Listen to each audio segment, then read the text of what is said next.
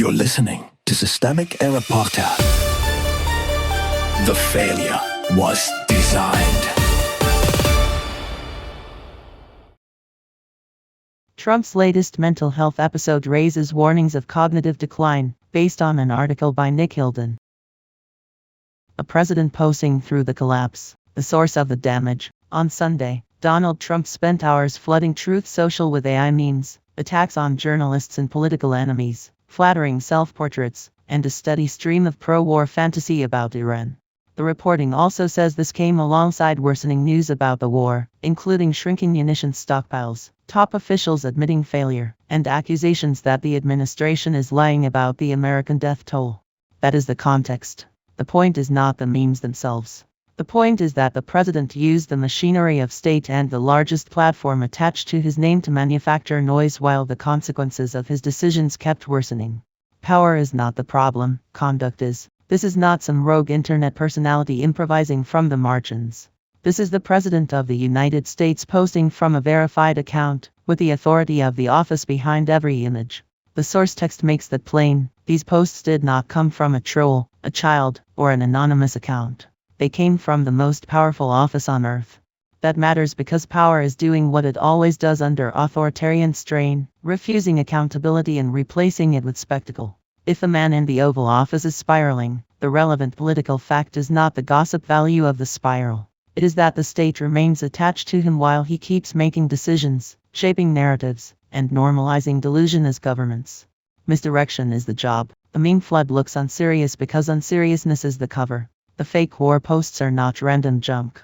They are political diversion. The source is explicit that the timing lined up with bad news about the war, including resource strain and officials admitting failure. That is not coincidence worth romanticizing as confusion. It is misdirection. When the facts are ugly, the White House reaches for imagery. When the war looks unsustainable, the president posts conquest fantasies. When reality starts leaking through the walls, propaganda becomes the substitute for policy. This is how deliberate harm gets laundered into behavior and episodes instead of being named as a governing strategy. The war behind the feed. The article points to a larger problem than one deranged Sunday. It says the administration is involved in a war it cannot sustain or win in any real sense. That is the story the meme spam is meant to bury. A president who responds to battlefield failure with vanity edits and digital cosplay is not just distracting from the war. He is announcing that appearances matter more than truth, and that the public is expected to absorb the contradiction. That is a political culture built for impunity. Lose the war, flood the feed, insist on dominance, move on. What the framing misses. The strongest part of the reporting is that it does not pretend this is normal. The weak part is any framing that treats the spectacle as a strange personal collapse detached from the machinery around it. Trump is the actor, but the institutional failure is broader: aides, agencies, party elites, media gatekeepers, and an entire governing class that keeps adapting to his degradation instead of confronting the damage it causes. This is how democratic erosion becomes administratively survivable. The powerful do not need to hide the decay. They only need everyone else to treat it as background. The systemic error. The pattern is simple. Concentrated power plus propaganda plus no meaningful accountability produces public unreality. Trump is not an accident inside that system. He is what happens when the system rewards domination, indulgence, and spectacle over competence and truth. The real scandal is not that he posted memes while the country absorbed war news.